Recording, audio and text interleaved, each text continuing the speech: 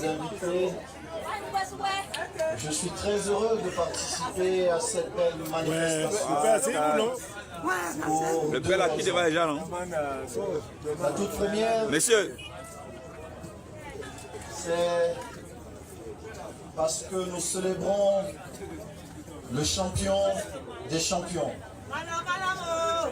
La deuxième, c'est que ma charmante maman a bien voulu donner la possibilité aux jeunes Camerounaises et Camerounais de passer un beau moment à l'honneur de notre champion, notre papa, son excellence Paul Biya.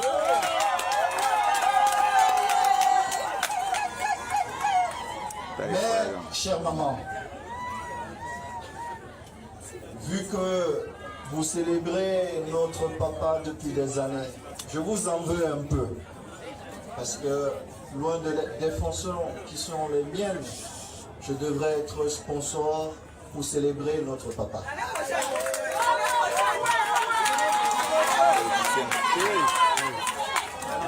J'espère que l'année prochaine, vous allez nous permettre de venir ici avec les anciens lions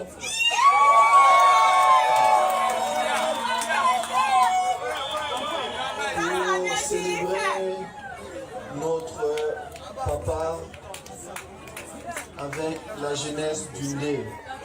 Et je me ferai un plaisir de remettre le doigt. messieurs,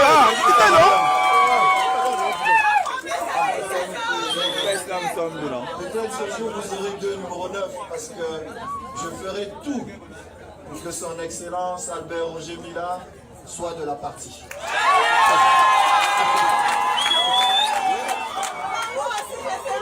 Je ne serai pas plus long, maman.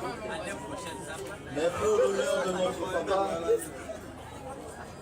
et simplement avant de dire ce que j'apporterai comme modeste contribution, vu que la rentrée des classes est dans quelques semaines.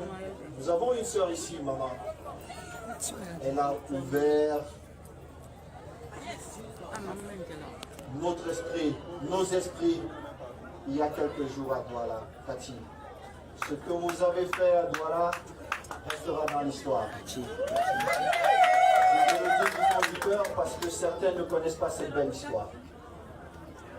Merci. Donc, chère maman, pour terminer, vous allez accepter que j'offre au nom de notre champion 2 millions.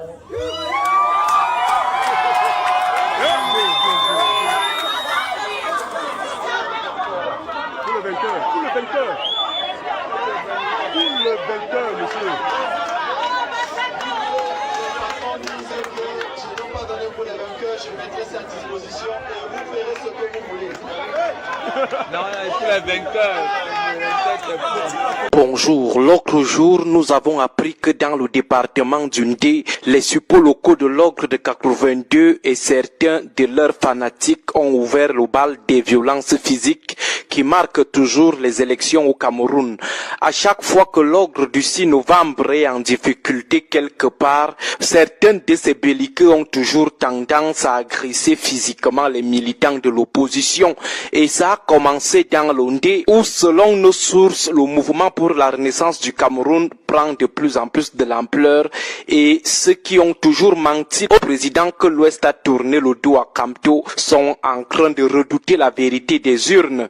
En tout cas, nous on retient que nos gens ont déjà engagé leur barbarie habituelle et c'est en train d'être inauguré dans le département d'Undi. Ceci nous rassure malheureusement que 2025 ne nous réservera aucune bonne surprise en termes de civilisation des mœurs politiques, en termes de fair plaies politiques. Nos gens ne comptent donc pas changer leurs vieilles pratiques barbares. 2025 sera une année de violence préélectorale, électorale et post-électorale. Comme d'habitude, beaucoup d'élites du pouvoir vont utiliser les forces de sécurité locales pour intimider, violenter, séquestrer les opposants. C'est une habitude, mais elle sera plus amplifiée parce que la menace est plus grande qu'en 2018 et 2020. En 2018, les populations découvraient les opposants et les cœurs battaient pour tous ces opposants car beaucoup ne maîtrisaient pas encore les taupes et les flagorneurs de l'opposition. Or, en 2025, il y aura moins ce système d'émiettement des voix.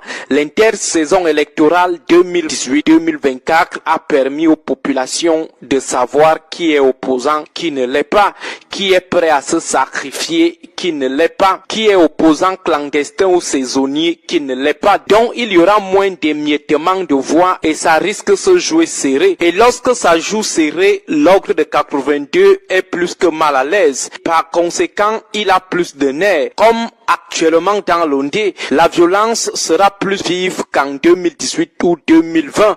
Aux législatives et municipales, le MRC et l'UNDP ne laisseront pas d'autre choix aux membres de l'ogre que de la mobilisation de la barbarie dans les localités.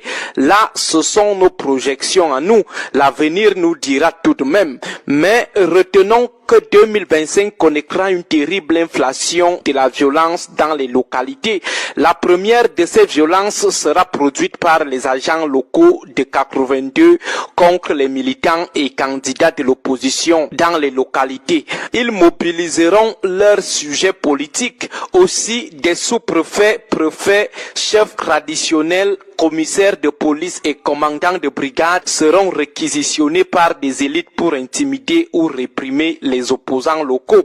Parfois, et comme cela est de coutume, certains, avec le concours des chefs, vont même mobiliser la sorcellerie pour neutraliser leurs adversaires. Nous rappelons que la sorcellerie comme ressource politique est reconnue par beaucoup d'études de sciences politiques. La deuxième de ces violences sera produite toujours par les membres de l'ogre de 82, mais cette fois-ci contre leurs grands camarades locaux à l'occasion des investitures. Les renouvellements des bureaux des organes de base de 2021 nous ont livré un bref aperçu de ce que ces gens savent faire en matière de barbarie ou de trouble à l'ordre public. Ça va se jouer brutalement entre les élites frères des localités lors des investitures. Certaines circonscriptions connaîtront le prolongement des prolégomènes du grand soir qui se joue depuis un an dans l'affaire Martinez-Zogo. Il reviendra au camp d'avoir leurs hommes dans les mairies et les députations.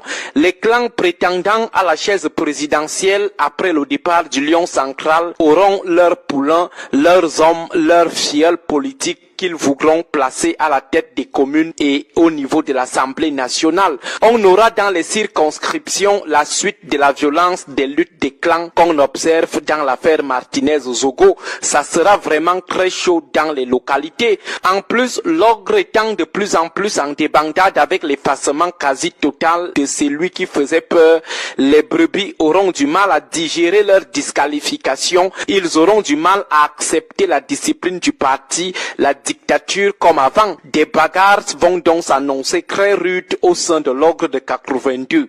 La troisième et la dernière de ces violences politiques de 2025 sera l'œuvre des camarades de plusieurs partis de l'opposition. Certains ont même déjà ouvert des hostilités dans plusieurs circonscriptions où ils sont sûrs que leurs partis glaneront des places.